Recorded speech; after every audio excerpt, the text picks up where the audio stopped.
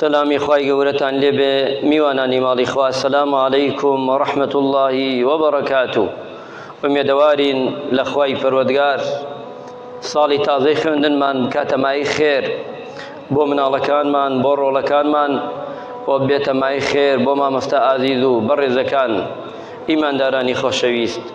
لە وتاری ئەمڕۆدا خۆتان دەزانن دەرگای قوتابخانەکان کراوەتەوە. باس لەوە دەکەین چۆن هەمومان بەیەکەوە بتوانین پرۆسەی خوێندن بمەینە پێش. چەند تەوەرێک لە خزمەتی جەنابتانە من باس دەکەم. ئەرکی هەمومانە خوێندن و خوێندەواری زیاتر پەرەی پێ بدەین، بەڵام لەوەیە هەندێکی پێشی هەندێکی تر بێ. باسی زانست ناکەم لە خزمەتی جەنابتانە. لاپەڕەی قورئانی پیرۆزی ئێمە ئەم دینە شیرینە یەکەم ئایەت کە نازڵ بوو لە خوای پەروەردگارەوە بۆ جبریل عەلەیهی سەلام، لە جبریشەوە بۆ دڵی پێغەمبەری نازدار صلی الله علیه وسلم، لە پێغەمبەری خواوە صلی الله علیه وسلم بۆ ئومەتەکەی و بۆ خەڵکانە تا ڕۆژی دوایی پێمان دەڵێ ئیقڕا بخوێنن. واتە ئەم دینە پاکە یەکەم ئایەتی لەگەڵ خوێندەواریایە.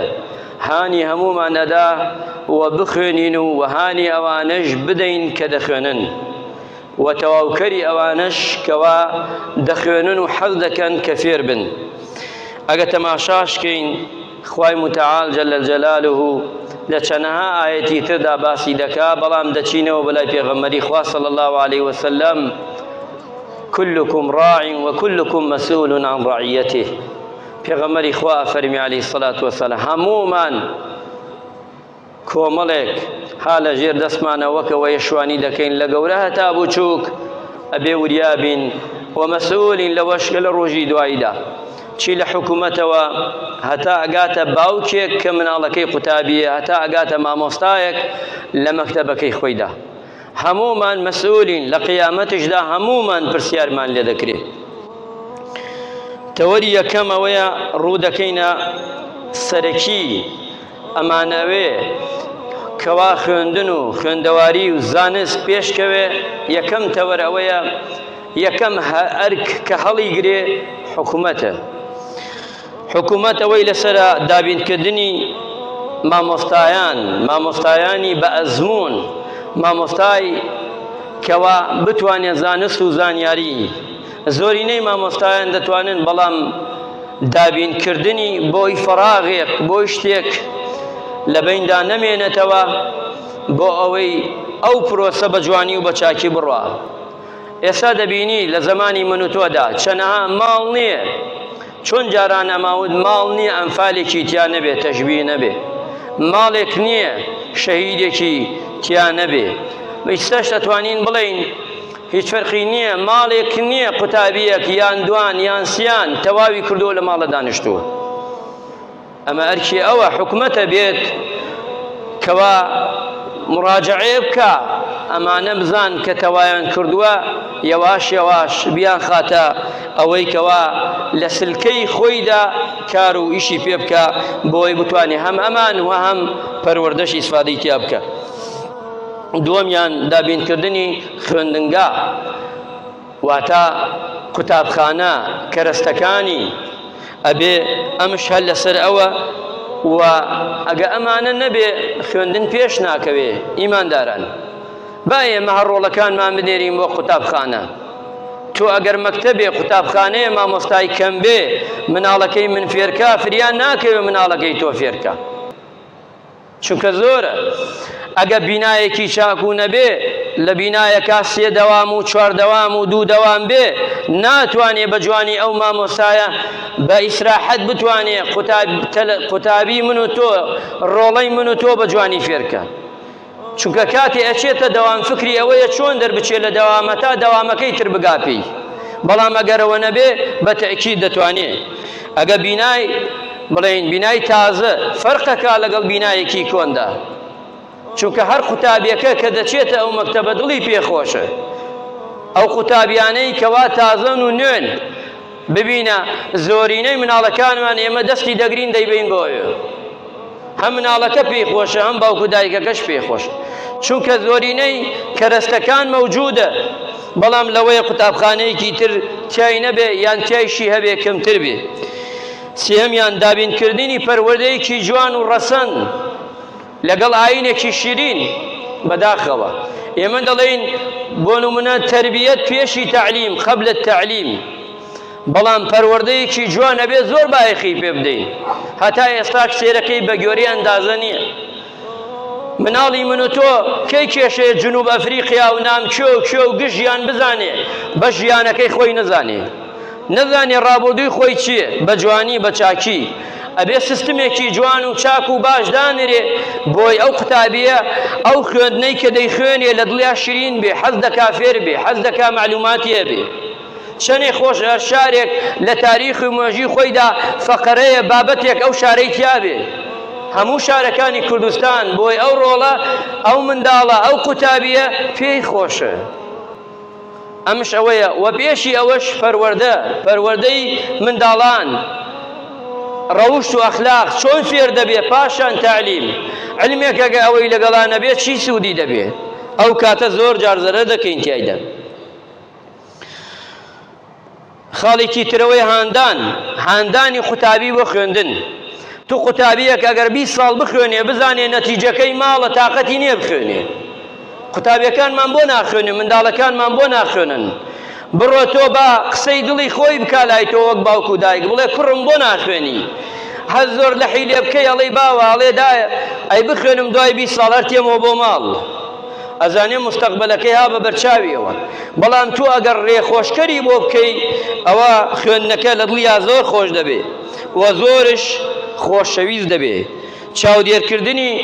چاودێرکردن لەسەر حکومەت واتە چاودێری ئامێرەکان بار ڕۆژانە کە دەوامە چۆن لە ئیمتیحانەکانە خەتی ئەنتەرنێت ئەکوژیرێتەوە. دەیبا بەیانیان هەتانی وەڕە خەت بکوژێتەوە چی تایە؟ با ئەم منداڵە مەشغوڵ نەبێ، با لە سەعات 12 شەو 1 شەو 2 شەو با ئەم خەتە 2 سەعات بکوژێتەوە. با مناڵەکانمان کەمێ مێشی ئیسراحەت کە جار مێشتی بچێ بۆ لای خوێندنەکەی ئاگای لێبێ. منداڵ ئەمەنە ها بەسەری ئەنتەرنێت و ئەمەنە ها بەسەندی فەیسبووکەوە ئاگای لە دنیا نەماوە خوێندنی چی؟ هە نازانێ خوێندن هەیە یان نییە. ئەوانەی ئەبێتە زەرمەند بۆ منداڵەکان ئەبێ حکوومەت منعی بکە. هەندێک کات منعی کە خۆشەر نییە 100%. ئەمە شتێکی متەتەورە و تازە بە مطلقی ناتوانانی منعیکەی، بەڵام ئەتوانی کەمیکەیتەوە بۆ ئەوەی کەچی بێ دەوروبەرەکەی ئیسفادەی تیا بکە.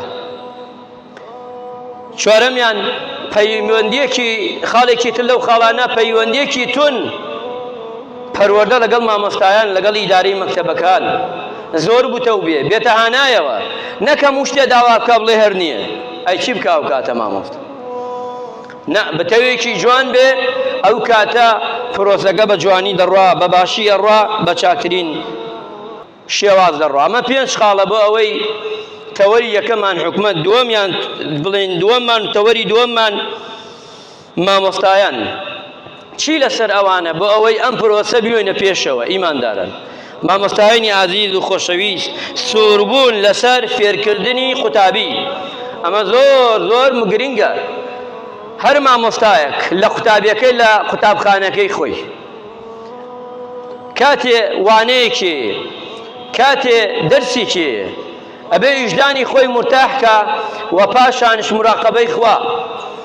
نەکەوەی لە قوتابخانە بۆ هەندێ مامۆستا هەندێ، چونکە مامۆستایان جێگای تەقدیر و ڕێزن، جێگای دەستخۆشین، جێگای هەموو شتێکن کەوە ڕۆڵەکانی من و تۆ فێر دەکەن. بەڵام نەکوا لە قوتابخانە فێری نەکەی دوایی بۆی بێتە دەرەوە بێت بخوێنێ لای تۆ بە پارەیەکی باشی لێ بسێنی وریابە. ئەوە کارێکی خراپە. بەڵام ئەگەر لەوێ حەقی بدەی بە جوانی قوتابیەکە تێ ناگەیەوە ئاستی یان مێشکی شت زوو وەرناگرێ، دوایی بێت خەینا ئەم قوتابیە لەسەر ویستی خۆی بێت لای تۆش بخوێنێ دووبارە ئەمە کێشەیتیانیە. بەڵام لەوێ بە جوانی بەڕێکی نەیدەی مەبەستت ئەوە بێ لە دڵا بۆ ئەوەی دوای بێتەوە لە ماڵ تۆ دەرزی بدەی بە پارە وریا بە کارەکەت حرام دەبێ. ئەبێ وریا بیت. ئێمە سوور بین زیاتر، یعنی پێمان ناخۆش بێ وەک مامۆستایەک هەر مامۆستایە قوتابیە لای بێ کە فێر نابێ غەمی لێ بخوا. باوکی دایکی کە سوکاری بانکە بۆی بەیەکەوە بتوانن ئەم منداڵە بۆ فێر نابێ بزانەوە کار چی. خاڵێکی دووەم مامۆستایان ئەبێ بەرپرسیارەیەکی زۆریانە لەسەرشان. چۆن ئێمە ئەڵێین مامۆستایانی ئاینی بەرپرسیارەیەکی زۆرە لەسەرشانی بەرامبەر موسڵمانان. مدیری مەکتەبێکش بەرپرسیارە لە هەموو ئەو چەند ئەندازەی قوتابی لە ژێر دەستایەتی. خوا محاسبەی لەگەڵاکە 500 تەلەبەی لەگەڵایە، خوا محاسبەی 500 تەلەبەی لەگەڵاکە. مدیری بەس بۆ ئەوە نییە بڵێن فڵانی کوڕی فڵان مدیرە، خوا محاسبەت لەگەڵاکە، عەدالەت نەبی لەگەڵ ئەم 500 تەلەبەدا، لەگەڵ ئەم 100 تەلەبەدا. و هەمان کاتش ئەگە بزانی کەم تەرخەمیە کەی لە مامۆستایەک تۆک مدیر نەیکەی گونەحباری لە دیوانی خوادا. ئەبێ بزانی و مامۆستایەکش بەرپرسیارە ئەچێتە ئەو پۆلەوە کە 40 دقەیە دەرزەداتەوە، ئەگەر ئەم 40 دقە بە جوانی نەیدا ئەوە با بزانێ ئەبێ خۆی هەڵگرێ بۆ محاسبەی قیامەت، ئەگە دنیاش محاسبەی تیانە بێ. مسڵمانە بەڕێزەکان، بەمە دەتوانین ئێمە پرۆسەی خوێندن پێشخین، هەمومان بەیەکەوە دەتوانین بە جوانی، چونکە بەرپرسیارێکی گەورەیە لەسەر شانی مامۆستایان، ئەوانەی کە پلیان بەرزترە زیاتر هەتا بەرز بێتەوە ئەو بەرپرسیارە زیاد دەکا. ئەبێ مامۆستایانی ئازیز و خۆشەویستەوە بزانن. خاڵێکی تر ڕێزگرتن لە قوتابی، ئەمەش خاڵێکی گرنگە. مامۆستای ڕێزدار، چونکە مامۆستای ڕێزدار ڕێزی قوتابی ڕێزی خۆتە. ئەبێ وریابی تۆ مامۆستای تۆ خۆت بناسیتەوە کە چیت، وریابە کاتێ تووڕابی ئاگای لێبێ، شتێ نەڵێی لە شەئنتدا بەزێ خوانەکە، وریابە شتێک نەکەی، شتێ نەڵێی، تۆ لەبەرەوەی مەکانەتت بەرزە، بەو مەکانەتە بێت تەماشای خۆ بکەی. ئەبێ وریای خۆبی ڕێزی قوتابی بە جوانی بە چاکی بە باشی بگری و بارودۆخیان لە یەک دەینەوە.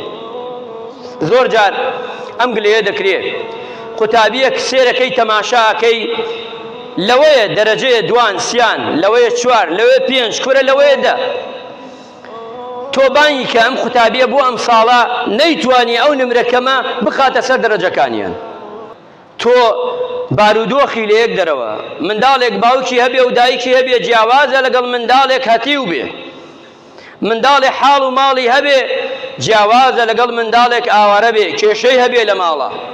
ئەبێت و بارودۆخی ئەم منداڵە بخوێنیتەوە بە جوانی، دوای خەرار لەسەری بدەی. نەکوا تۆ ئاگای لێ نەبێ کە ئەم منداڵە لە ظروفێکی ترەوە، ئەم قوتابیە لە ظروفێکی ترە، مامۆستاش لە ظروفێکی تر، زۆر جارە بینی لەورەوە کێشەکان ڕوودەدا. ئەبێ ئینسانی مسڵمان بە مامۆستای ئازیز و بەڕێز ئەمە بزانێ. ئەچینە سەر تەوەرێکی تر لەو تەوەرانە قوتابیانی ئازیز ئەبێ نیەتیان پاکەنەوە، ئەوەی کە دەیخوێنن بۆ ئەوە نەبێ چەند فلیسێکی عانەیەکی دنیای دەستکەوێتەوە.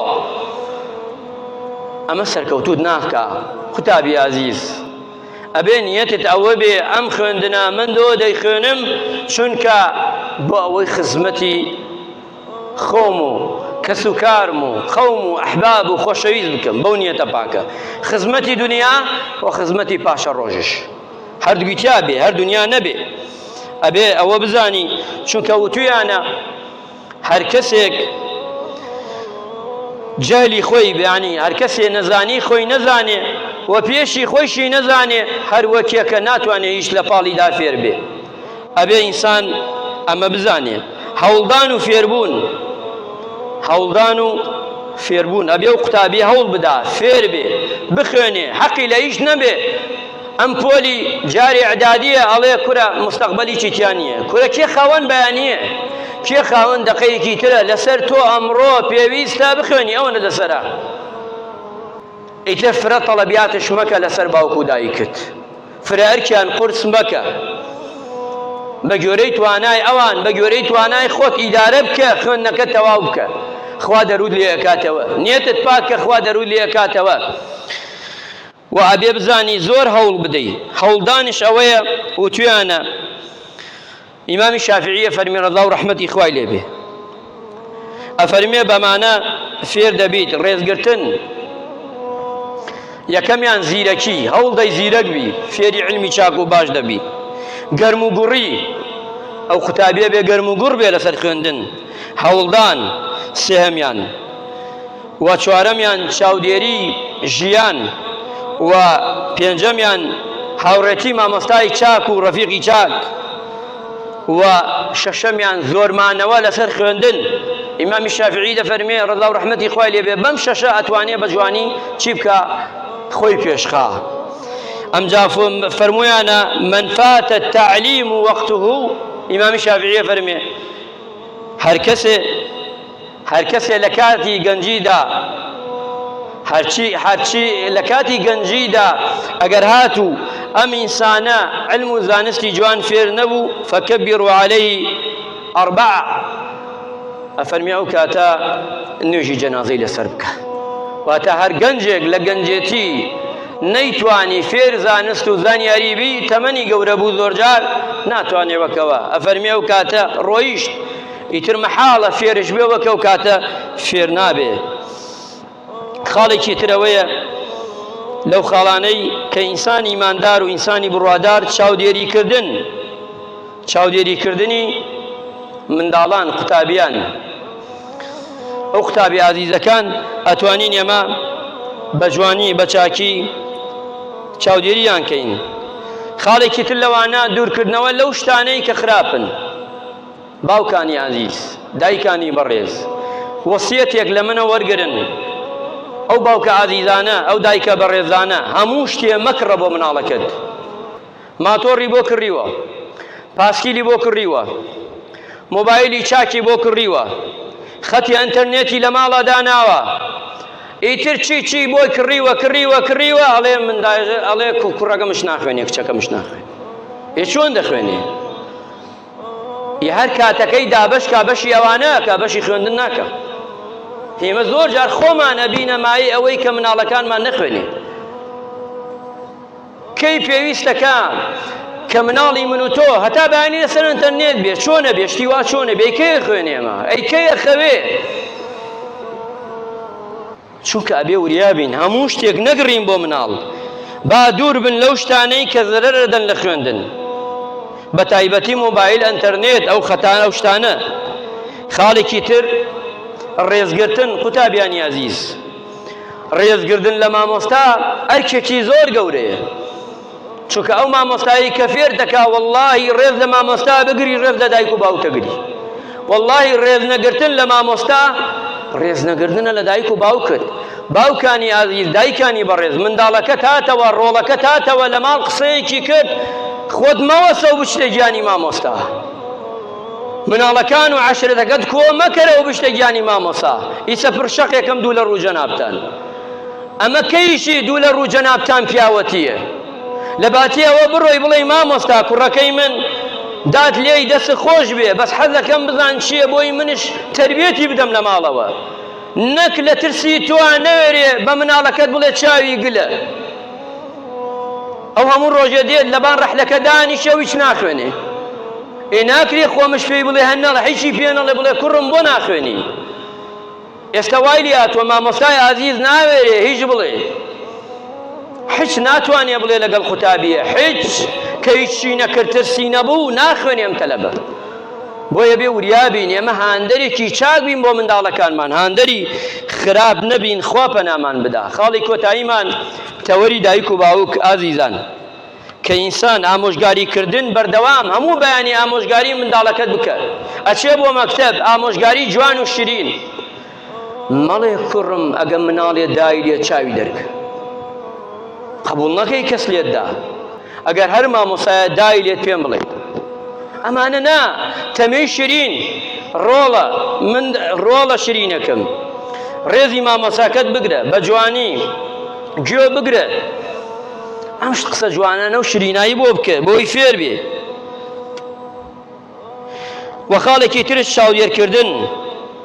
چاودێریکردن یا منداڵەکانمان توخوا چەنێ لە باوک و دایک چاودێری مناڵەکەیەکە تخوا بەیانی ئەچێ بۆ مەکتەب چاودێری ئەکا ڕوایان نا تخوا قوتابی نییە بڕا بۆ مەکتەب و سەعات 12 نەبووە لە سەعات 10 هاتەتەوە تۆ زانی لە قوتابخانەیان نا ئەبێ ئێمە چاودێری منداڵەکانمان بکەین بە تایبەتی ئەوانەی کە بچووکن بە تایبەتی ئەوانە گەورن ئەو کاتە ئێمە بە جوانی بە چاکی سەر دەکەوین لە دنیاودا و لە قیامەتیشدا و ئەبینە چاودێریکی جوان و باش بۆیان و دڵیانش خۆشکەین کاتێ دەڵێن مامۆستایان کۆبینەی باوکو دایکانە بچینە هانایەنەوە کورە باوکانی عەزیز هەندێک پیاوی بەڕێز هەیە با من بیگێڕمەوە ئەزانین چێکە بۆ منداڵەکەی مانگانە یان ساڵانە شتی جوانی بۆ ئەکڕێ هەدی ئەکڕێ بێەوەی منداڵەکەی بزانێ ئەی با بۆ قوتابخانە بۆ لای مودیر بۆ لای مامۆستاکەی ئەڵێ مامۆستا کوڕەکەم ناجیح بووە لە دەرزەکەی تۆ لە مەکتەبەکەی تۆ ئەمە هەدیەکی جوانم کڕیوە بۆ منداڵەکەی خۆم حەزەکەم لە ناو قوتابیەکانە بانگی بکەی ئەم هەدیە هین تۆیە هی من نییە مامۆستای بەڕێز ئەم هەدیەی قوتابخانەکەی هی من نییە باین کە لە ناو هەموو تەلەبەکانە با کوڕەکەم دڵخۆشکەر بێ کچەکەم دڵخۆشکەر بێ و بێتە نمونەی بۆ تەلەبەکانی تریش زۆر جار ئێمە دەتوانین ئەوە بکەین خوای گەورە ڕەحم بە مولایەکمان بکە